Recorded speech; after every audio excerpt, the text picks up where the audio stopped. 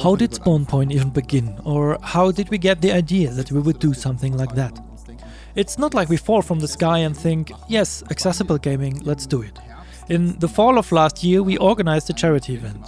It was called Gamers 4, and in the course of the event we had a program point where dear Icy, a paraplegic streamer who is very good friends with us, joined us in a challenge. Back then, we thought that it would be really nice to watch Philip Hansa and Kevin Pitichev from Ö3 and Radio Energy racing against Icy.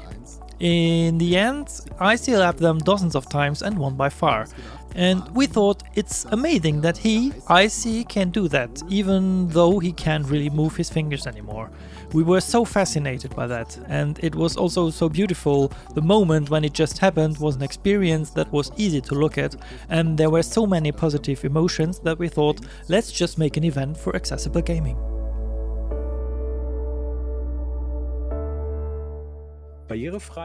Structural and other facilities, means of transport, technical objects of daily use, information processing systems, acoustic and visual information sources, and communication facilities, as well as other designed areas of life, are barrier-free if they are generally customary for people with disabilities, without particular difficulty and generally without outside help can be found, accessed and used. The use of aids required due to disabilities is permitted. But I mean barrierefrei, which directly translates to barrier-free, just feels wrong when you use it. So accessible, what is really 100% accessible? Does that even exist? That's why I always find it so difficult when I hear that word anywhere, regardless of whether it's in games or at events or wherever, because I have also been asked now, are you a barrier-free event? In general, barrier-free is a difficult term. I would rather refer to low barrier, or actually the English term of accessibility in the sense of accessible. Yes, I think accessibility is really a nice word. I think to myself that in the development of products, in the design of products, software products, any kind of products, it is simply about making as much as possible accessible. Ideally, you have a game that anyone can use very easily, without any problems.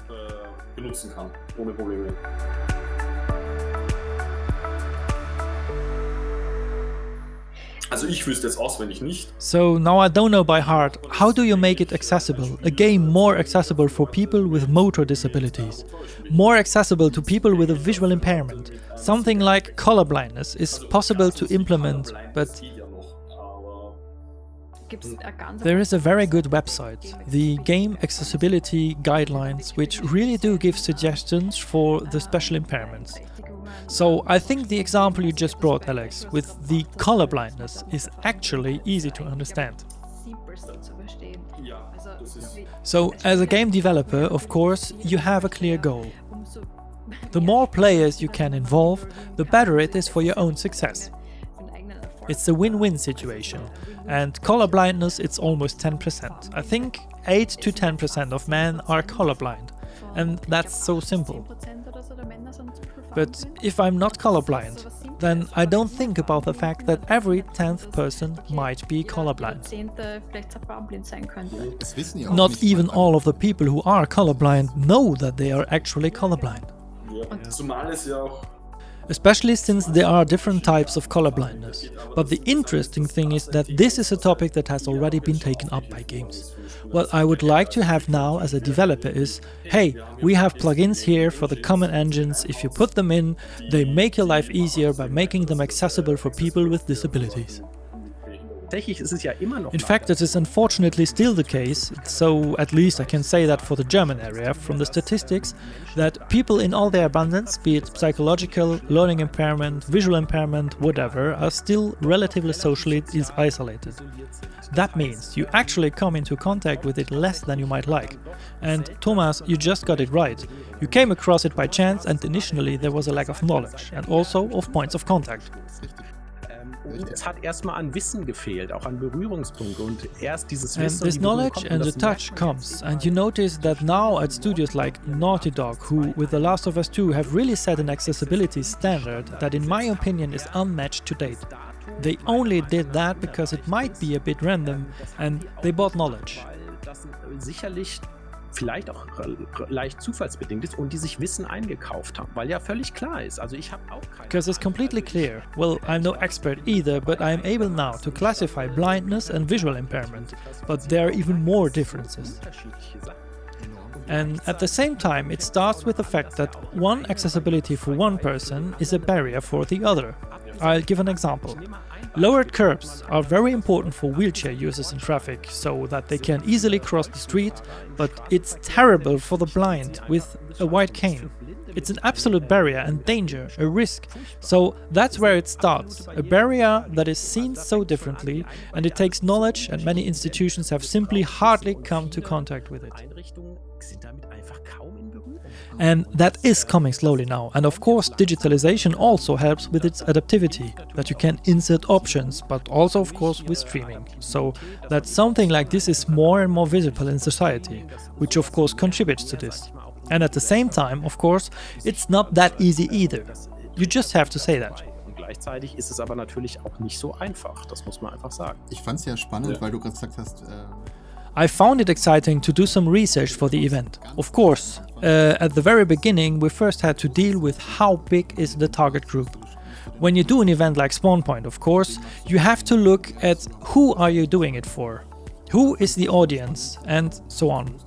And then I found it exciting to see how big the target group actually is when you somehow sum up all disabilities, all restrictions and so on. It's mind-blowing to see how many differences there are and how many people are really affected in the end. There aren't many statistics where you look at what percentage of the target group is interested in gaming at all. And that is actually an enormous number, where at the beginning I was not sure whether that could be true, because now I have, for example, GameAccessibility.com in front of me. They have made a report about the Accessibility Foundation in the Netherlands. And they evaluated what percentage of the candidates are really gamers, and it turns out that is 92% of all candidates from the target group. Of course, everything is included, yes, from 1 hour a week to 10.5 and so on. But the fact that people are in contact with it is excellent, because I do believe that games as such, and of course it now depends on how game developers deal with that, are a medium that makes it possible that you have more social contacts again. Mediums sind, welches durchaus es ermöglichen, dass man wieder mehr soziale Kontakte hat, ja? Weil du musst nicht raus. Ja? You don't have to go out, you don't have to go anywhere. Especially with Icy, you can see it clearly. Of course, he has a hard time going anywhere. He belongs to a risk group and can't get out now. But of course, he has very good opportunities to build a social life again. Sich jetzt ein soziales Leben aufzubauen, ein gutes. Unser Hauptproblem ist bei solchen Sachen. Our main problem with things like this is of course always monetary. Because we have a certain budget for our products and we somehow get into a dilemma. Personally, I would also like to have people who otherwise have difficulty establishing social contacts have this opportunity to live this out here. In the end, it would probably have to be something where there is somehow some kind of funding or something for doing something like that. Auszuleben. Im Endeffekt müsste es halt wahrscheinlich etwas sein, wo halt es irgendwie eine Art Förderung oder so gibt dafür. Because the publishers are not currently doing it. Maybe one would have to force it more and more so that it would be a requirement. Vielleicht müsste man das auch eben mehr. And for example, let's look at the consoles. It would be easy for the console developers, that is platform holders, to say that we have a new requirement for our consoles, that these minimum standards of accessibility must be included. Man sieht's ja auch You can also see it when you look, for example, at Xbox with the controller that they made. A cool piece of hardware that just got funding and was only started because there is a personal connection to that topic on their team, and that's it. Doorknobs are the worst thing ever invented. Putting on shoes, the cell phones that I use, these are the sorts of things that we don't think about until we have to, and I think about them every day. Yeah! I have cerebral palsy on my entire right side. This side of the controller is fine. This side doesn't happen.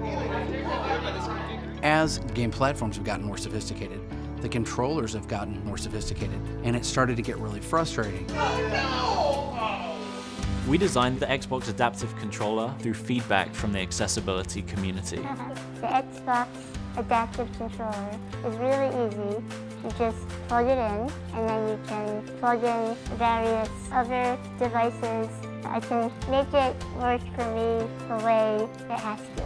With the Xbox Adaptive Controller, a gamer can game with one hand and one foot, or one hand and their shoulder, or even one foot and their chin. And I can change it from game to game. As a small studio, it is obviously much more difficult, so it has to be there for indies. Ja und nein. Also wie gesagt, Yes and no. So as I said, I always try to bring this into teaching myself, both in the computer science area for app development and software development, as well as in the game area, because there are small things, such as the controls themselves are adaptable, so that I can choose which buttons are assigned how, so that I can perhaps play the game more easily without being offended by the game. Das ist ja auch, also, naja, das hat, Well, that's just good game design in general, but okay. oder eben Or the color schemes or subtitles. These are tiny little things that are really not expensive to develop, and I think that would be really good. That's why game accessibility guidelines have such a great checklist, that is, an Excel checklist. In the basic version, almost all of it can be implemented very quickly. And most of all, I think it's paying off too. In der Basic-Variante sind fast alle davon wirklich sehr schnell umzusetzen. Und vor allem, ich glaube... When you think about the fact that we said color blindness, if that's 10% that you suddenly have, it pays off in monetary terms. What I have now addressed was more about subjects that go beyond that, because that's almost standard. That you can assign keys, that you have subtitles and so on. That's standard almost everywhere, because it is also in the requirements. Sagst du so, aber tatsächlich. You will laugh, you say so, but in reality it's not. We recently tested software for team collaboration evaluation, and jumping was automatically set to X, and you couldn't remap it. It drove me crazy, I can't tell you enough. I sat there as a hardcore gamer, actually at the end of the day, I can't do anything with jumping with the key X. Als Hardcore-Gamer eigentlich am Ende des Tages. Ich kann mit Springen auf X nichts anfangen. And of course, I gave them feedback right away, and it was written in bold, please implement remapping keys. Implement remapping keys. Schriftgröße. Font size. I mean, I imagine I'm slowly getting into an age where I slowly have to read more carefully. Stand in line. But that's okay. Yes, it would be so simple to implement, and that's a shame, because you lose out on it too. Das ist halt voll schade, weil dadurch verliert man halt. Aber dann wieder, also... I've also spoken to Toby, because they also have a slot at the event. Just to explain Toby to the audience. Toby is... They build hardware, so basically a normal computer that you can control with your eyes. So they have sensors inside that look where you are looking, and then the mouse moves and you can control it. It's really cool. I've already tried it out myself. I was amazed at how well it works. Not perfect, but good. Auch nicht perfekt, aber gut. And I also chatted with them. They would like to have so much more contact with the game developers, and they incorporate it more and use it really well. So I said to him, well, you have to look at their point of view. At the end of the day, it is always a budget question, whether it makes sense for the expansion of the target group. It doesn't have the benevolent value, so to speak, that you say, yes, you are a cool company that looks out for everyone, and then he said, yes, but it's so easy anyway. We've made an API and then you just have to implement it. No, it's more than that. Well then, let's call it a day. So I had fun, I hope you guys too. I hope the audience enjoyed it. I think it's an exciting topic, and there's more to it, all the latest at the Spawnpoint event in February 12th and 13th. Mark it in your calendar with thick red marker. I would be happy if you all come and watch, and I would be happy if you share it in all directions.